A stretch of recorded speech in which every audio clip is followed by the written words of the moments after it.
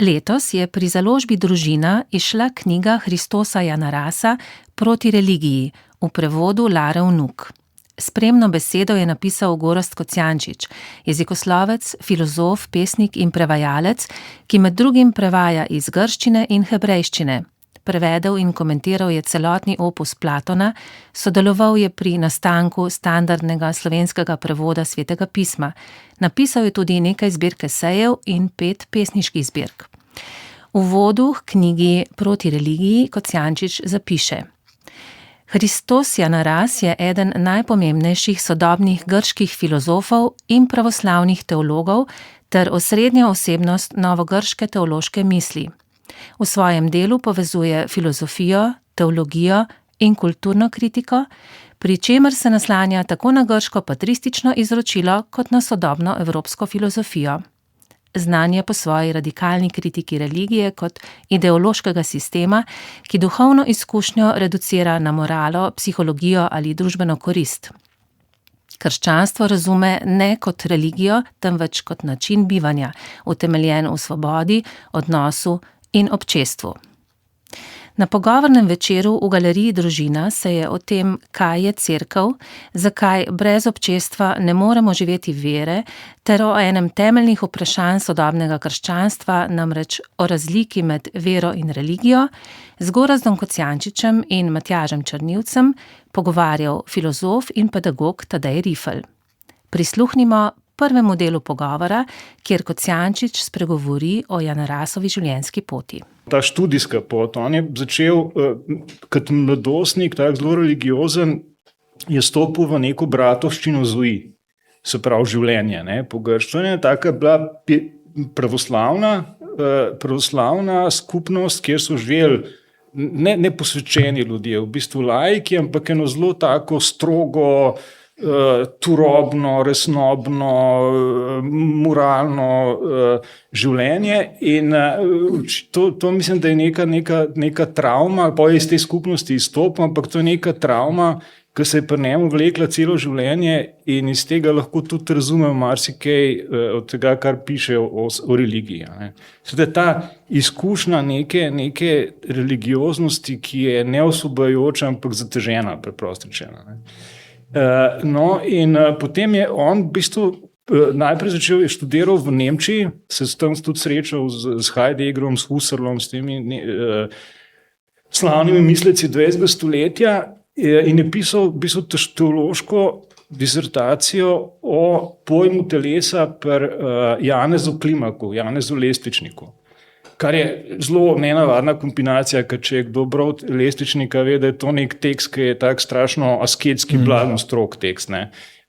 Medtem, ko Janaras je pa tle čisto neke druge stvari prebral, v bistvu neko teologijo prav dostojanstva in lepote telesa in tako naprej.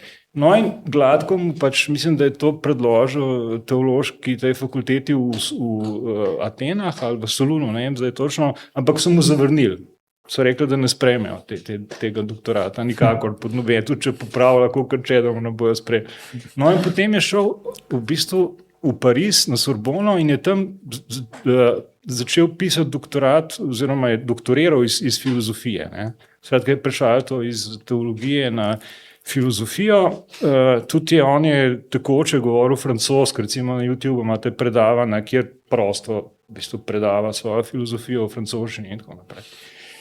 No, ta knjiga, ki je nastala, kot ta njegova filozofska disertacija, pa je bila zanimiva v vsebinskem smislu. To naslov je Eros in oseba. In zdaj, zakaj je ta zadeva tako zanimiva?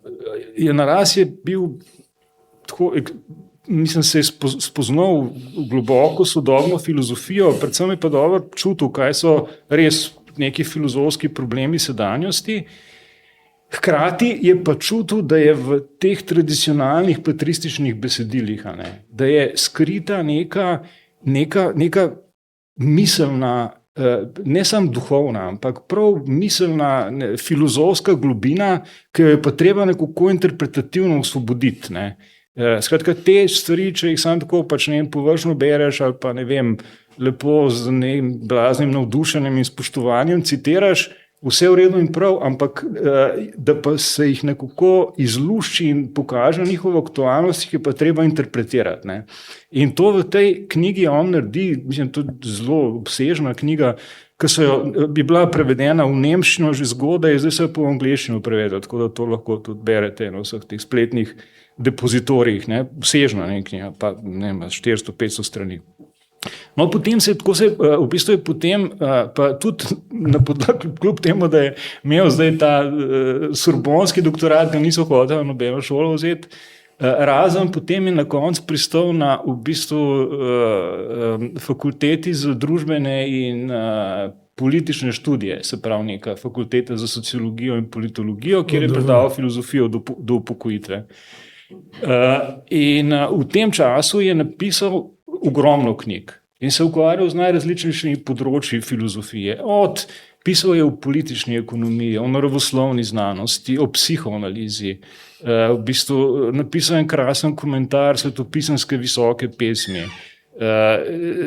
In napisal je krasno filozofsko avtobiografijo, ki ima naslov po knjigi Marka Aurelija Tajske avton, samemu sebi. Po moje njegova najlepša knjiga. Sploh. Teh del je zdaj, ne vem, se obstajajo na popolne bibliografije na internetu, če koga to zanima. Želel bi to poudariti, da je bil izjemno širok mislec, ki je segal na zelo različna področja človeške vednosti, jih analiziral z neko filozofsko ostrino, ne da bi se zgubljal v neki površnosti. Ampak to ni vse. On je poleg tega zelo obsežnega filozofskega dela, zaradi katerega je kmalu zdaj, recimo, velja, tudi citiram v tej spremni besedi, ne vem, Rowan Williams je rekel, da je to en najpomembnejših krščanskih filozofov danes, Andrew Louth tudi podobno sodi v tem svojem pregledu pravoslavne misli in tako naprej. Skratka, je zaslovel tudi na Zahodu počas, ampak v Grčiji je pa v bistvu deloval tudi kot politični in kulturni analitik in komentator. In to je spet zanimivo, se je odločil za dnevnik kot Hemirini, se pravi v bistvu, to je kot dnevnik, bi se rekel po slovensk, pač ta naslov časopisa in je zanimivo, ker je to levičarski časopis v bistvu.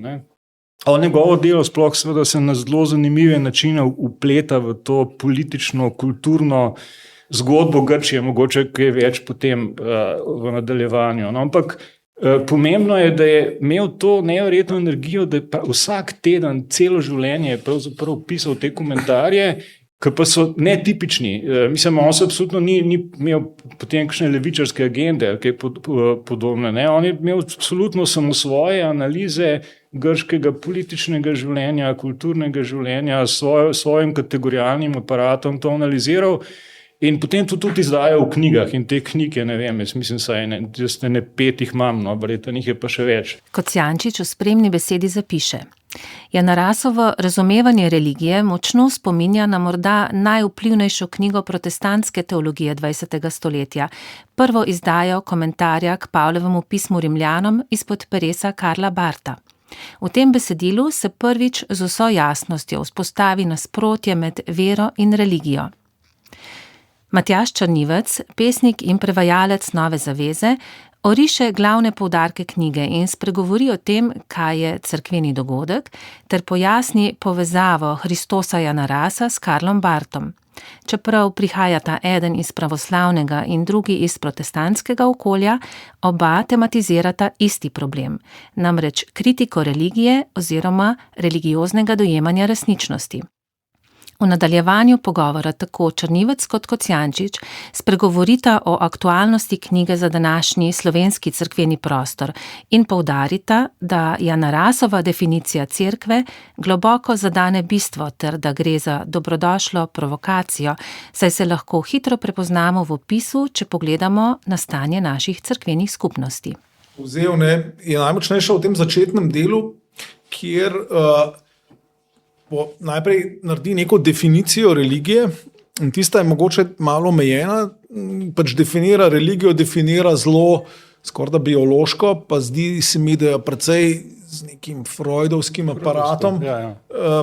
tam se mi zdi to malo šibko, no, ampak predvsem definira religijo kot tisto človeško zadevo, neko človeško potrebo, človeški gon skorda, ki pa je v bistvu sebičen in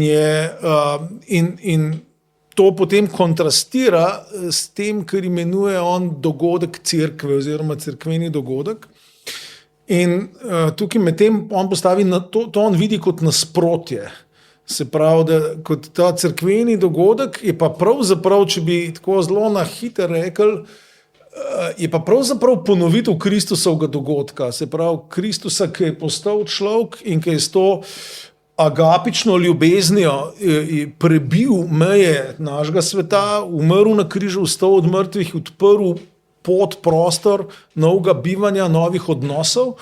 In seveda Janaras tukaj pa po mojem izredno dobro pove, to je definicija cerkve. Definicija cerkve je tam, je dogodek, se pravi ni inštitucija ali nek pojem, ampak je dogodek, kjer se te odnosi kristoliki, Kristusu podobni, zgodijo dejansko in seveda on to vidi najprej predvsem okrog Gospodove večerje oziroma Evharistije, ampak vidi to seveda kot konkreten izraz prav tega božjega sestopa v ta naš svet in kjer seveda potem nehajo veljati omejitve tega sveta, tako kot za ostalega Kristusa ne veljajo več omejitve naše stare narave, če rečemo v bibličnem jeziku. In seveda Janaras uvidi, da je to nekaj globinsko drugačnega od religije, od teh človeških. Zakaj? Zato, ker ta dogodek, seveda po zgledu Kristusa ali pa lahko rečemo v moči njegovega duha, človeka osvobaja od samega sebe. Tukaj se zgodi to preseganje mojega egota, prestop v dejansko drugo bivanje, ne, v moči duha, v moči Kristusove daritve, v moči občestva tudi, ne, zato je nujno tukaj občestvo, on to skozi poudarja na vse načine, ne, da tukaj to se ne more realizirati individualno, tukaj je nujen odnos nas kot oseb. No in se pravi, on v tem vidi vdor tega novega božjega, ali bi rekel božjega kraljestva, medtem ko seveda religija ravno s tem sebičnim gonom po samoohranitvi, pa celo po lastnem odrešenju, ampak zgolj lastnem, vidi v tem, se mu to kaže, da kot dve, ne samo drugačni, ampak kot direktno nasprotni, ne rečem, silnici, težni. Ne vem, Gorazd, bi še kaj dodal tlele, preden gremo na Barta. Mislim, da se zelo lepo povedal. Mislim, mogoče bi rekel to sam še mogoče, da dodam, da se vidi, seveda, zelo preprosto povedal. Ne? Recimo, če gledate, recimo, kaj se pač po cerkvah dogaja, verjetno, večina tle hodne pač po cerkvah in vidi, in kako to izgleda to življenje. Pa če resno, recimo, da si enkrat vzamete, pač ne vem, enkrat par ur za resno branje in vzamete Novo zavezo, ne. In se vprašate, mislim, pa kaj ima to eno z drugim? Kaj ima to eno z drugim? Ne? In to je ta osnova, ne, seveda ta osnovno čutek. Kaj ima to, kar je pač Jezus učil in to, kar se tle dogaja, kaj ima to s tem, kar se recimo gremo v cerkve? Mal, nekaj ima, ampak mal. In zdaj, seveda, recimo, ta osnovna, seveda, recimo neka nasledek te ugotovitve, ne, je recimo neka protestantska, ne, reformatorska, evangeličanska, če hočete miselnost. Pri Janarasu je ena druga zadeva še stop zraven in sicer je to, da bolj, mislim, da v njegovem delu, njegovem mišljenju, da so skozi navzoče te osnovne kategorije zgodne trinitarne in kristološke teologije. Ne. On to zelo globoko, zelo sveže, ne da bi se človek z vsem strinjal, verjetno ne vedno, ampak na zelo zanimiv način vidiš, da poskuša misliti te velike dogme, da vidi njihove včasih čist nepričakovane kako je rekel, neke povezave, neke konsekvence tega in se vidi, da je res neka izkušnja, da gre za resno, pa nemo, ne, to se mi zdi, ne, da je. Skratka, to bi rad poudaril, ne, da v primerjavi s tem preprostim jezikom ali pa tem rudimentarnim jezikom Nove zaveze, ki seveda je recimo tekst, v katerem se lahko izmerja, kaj je to vera, pistis, v tem smislu zaupanja, eksistencialnega Jezusu, ne, in pa med tem religioznim, predmetenim, zunanjim, hecnim ali folklorističnim življenjem, ne, da v bistvu pri njemu stopajo, da so zelo močno dejavne te centralne teologije, te visoke patristične teologije. No. Barth je naredil nekaj zelo podobnega in je pravzaprav fascinantno, no, pravzaprav nivo ujemanja. Barthov kontekst je bil drug, to je bilo v bistvu, on je to štartil med Prvo svetovno vojno in njegova kritika je bila pravzaprav usmerjena na prvem mestu proti protestantskem establishmentu, ko so njegovi častitljivi profesori, en za drugim teološki, so vsi po vrsti podprli Prvo svetovno vojno in on kot mlad teolog in mlad pastor se mu je to obrnil in je šel v bistvu brati Sveto pismo in je ob branju pisma Rimljanom je lansiral eno tako strastno in hudo kritiko religije, spet kot tega človeškega, zelo razumljivega, pa vendar zgolj človeškega oprijemanja in tudi posedovanja Boga in je temu nasprot postavil vero, milost. On izhaja zelo močno iz križa, iz te smrti, ki je Kristus dokončal tudi za vse verujoče. In tukaj je ogromno usporednic, no, tako da meni je bilo pravzaprav zelo veliko odkritje brati tole Janarasovo knjigo, ki pa zdaj prihaja iz pravoslavnega okolja in tematizira pa točno isti problem. In osebno pa mislim, no, da je to pa res velik, kaj bi rekel, prispevek tele knjige tudi v naš prostor, v naš cerkven prostor, tako protestantski kot katoliški ali katerikoli. Večkrat sem že rekel, pa se v bistvu tega ne mislim cinično.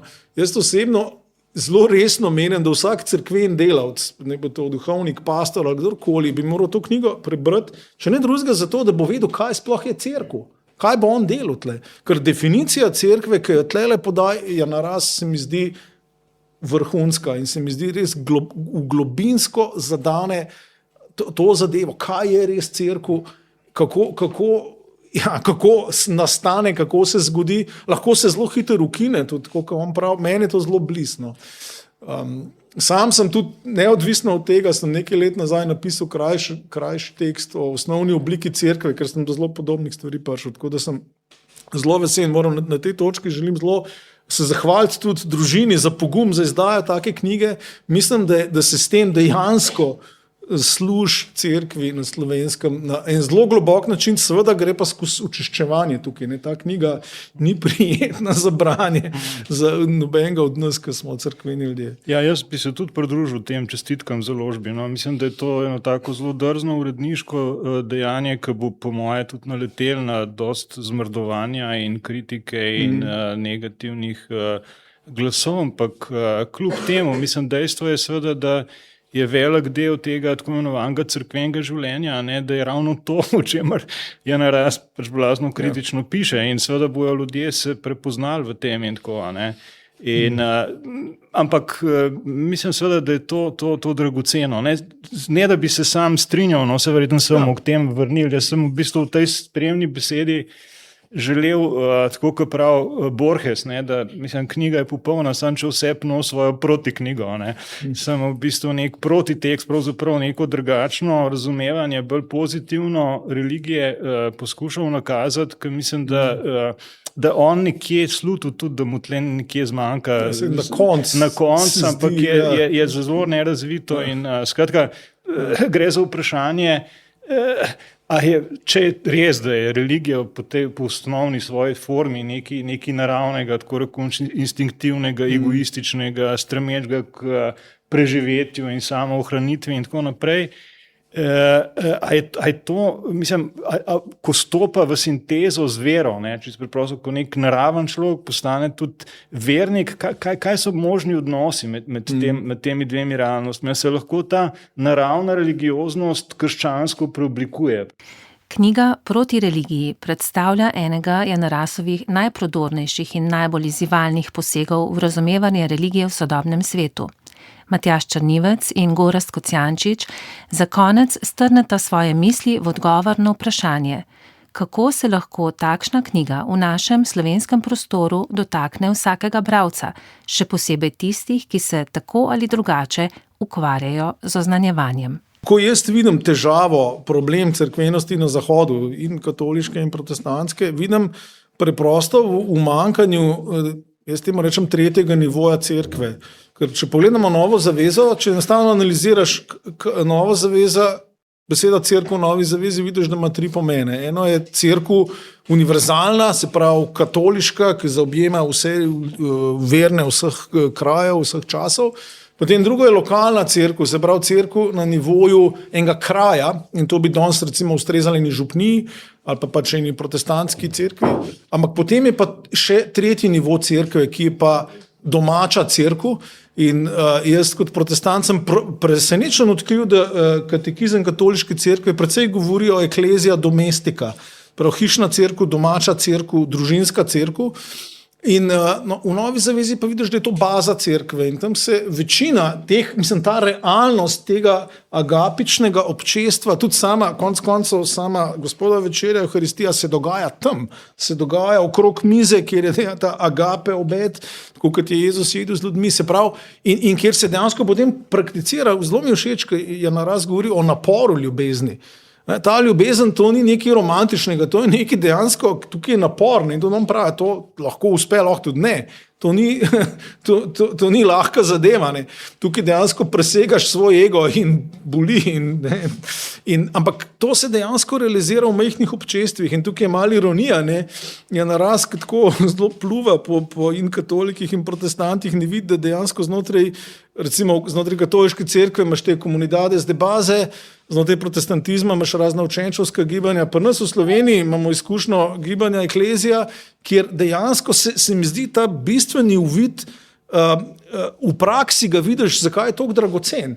Ker se tukaj dejansko en čudež dogaja, ko se ljudje na ta način povežejo pod Kristusom, pod Božjo besedo, nekaj se sprosti, Sveti Duh se sprosti in zato vidim tukaj v osnovi, ta vizija tega cerkvenega dogodka mi je tako blizu in mi je tako fajn, ker vem, da je to na nekem, prav temeljnem teološkem nivoju je to uvid, ki ga rabimo vsi in ki ima zelo velik potencial. Ne. Problem je tle, da seveda sem velik del, jaz ne vem, ne morem seveda na pamet odgovoriti, kolikšen del recimo nekega cerkvenega življenja v Sloveniji je take vrste, da spada pod to, kar je naraz kritiziram, ampak moj sum je, da precejšen. Se pravi, da v bistvu, da je velik del teh, recimo vseh teh folklorističnih nekakšnih elementov cerkvenega življenja, da je v bistvu ravno to, kar on kritizira. In zdaj težava je, da te zadeve propadajo. Da bojo, da so v bistvu na nek način obsojeni na propad. In da to vidijo, sami verjetno te ljudje, ki jih prakticirajo, kolikor jih še je. Ne. Recimo, na Gorenjskem živim, pa tam v teh mesecih, tam se zapirajo te župnije, ni duhovnikov, v cerkev prije po par ljudi, mladega, nobenega. Skratka, ta religiozna zadeva pač počasi usiha, oziroma propada. Ne. In zdaj seveda ključno je tle, da je naraz ponuja neko diagnozo tega, zakaj se s tem tako dogaja. Ne. In seveda tudi neko, predvsem poudar in zelo učinkovito in prepričljivo, da krščanstvo seveda ni samo to.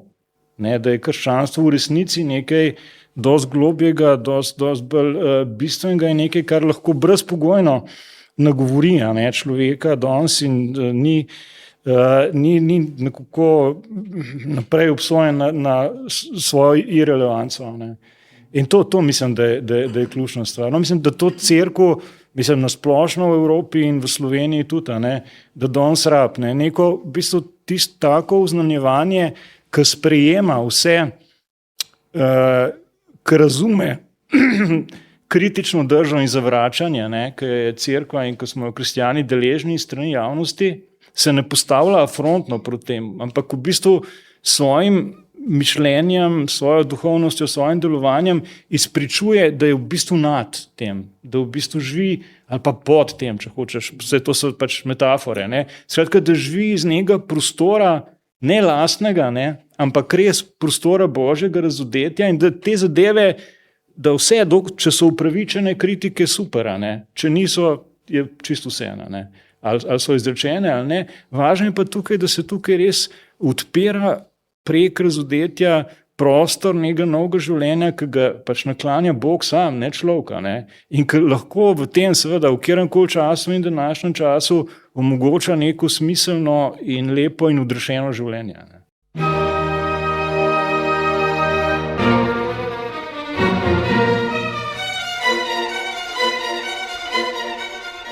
Sedmi dan.